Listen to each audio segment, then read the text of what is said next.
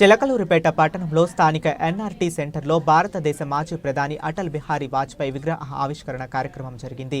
ముఖ్య అతిథిగా మాజీ మంత్రి చిలకలూరిపేట శాసనసభ్యులు పత్తిపాటి పుల్లారావు విగ్రహ ఆవిష్కరించారు. పత్తిపాటి పుల్లారావు ఈ కార్యక్రమానికి విచ్చేసిన ప్రతి ఒక్కరికి కూడా ధన్యవాదాలు తెలియజేశారు. ఈ కార్యక్రమంలో స్థానిక నాయకులు తోట రాజా రమేష్, జనసేన నాయకులు నవతరం పార్టీ జాతీయ అధ్యక్షులు Rao Subrahmanyam, AP artisan cell convener Bangaru Babu తదితరులు పాల్గొన్నారు. జాతీయవాళ్ళు ఆయన వ్యక్తిత్వాన్ని ఆలోచన చేయండి. వాళ్ళ చివరి కాలంలో 2016 ఆయన చనిపోయినప్పుడు యావత్ దేశం ప్రపంచం నివరిపోయింది. వాజ్పేయి గారి జీవితం తెలుసుకుని శ్రీకారం చుట్టినటువంటి భారతీయ జనతా పార్టీ ఓబీసీ మోర్చా రాష్ట్ర ఉపాధ్యక్షులు గారు చొరవ తీసుకొని వాళ్ళ ట్రస్ట్ గారిని ఏర్పాటు చేసిన విగ్రహం సందర్భంగా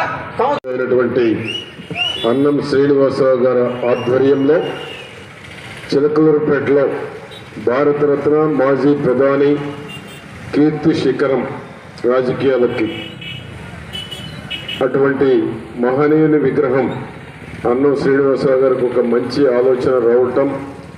పూర్తి విగ్రహం ఎక్కడ లేదు, మన జిల్లా రాష్ట్రంలోనే లేదంటున్నారు.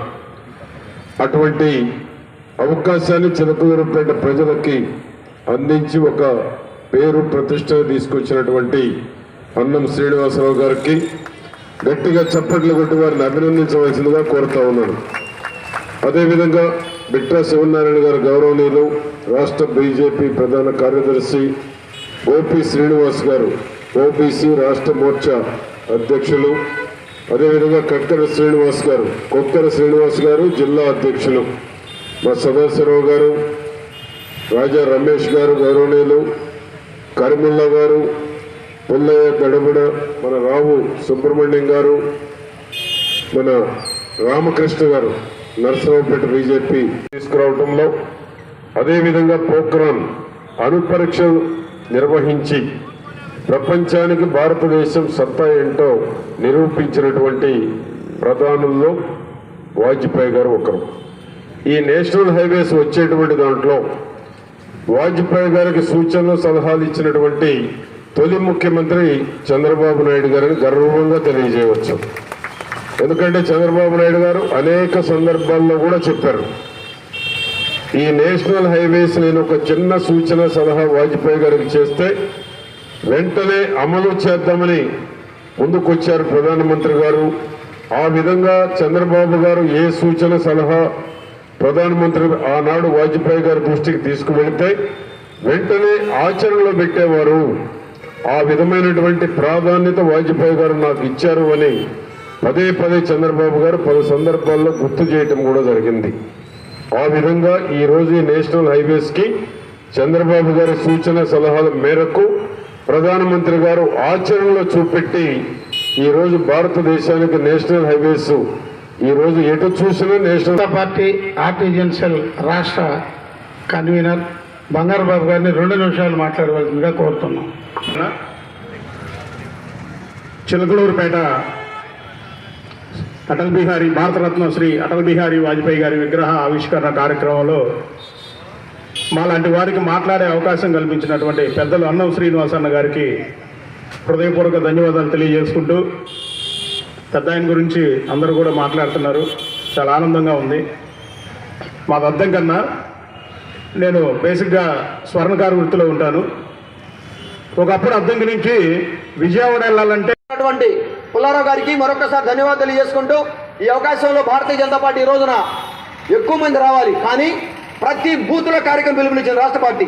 ఇవాళ గమనించండి, ఇక్కడే కాదండి, ప్రతి బూత్లో పల్నాడు జిల్లాలో ఉన్న 1926 బూతులు, 34 మండలాలు, 7 అసెంబ్లీలు, అన్ని చోట్ల కార్యక్రమాలు, ఇదే సందర్భంలో కార్యక్రమాలు జరుగుతున్నాయి.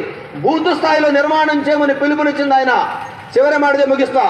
1980 దశకంలో ఇందిరాగాంధీ యొక్క చనిపోయినప్పుడు భారతదేశం మొత్తం కాంగ్రెస్ గెలిచింది.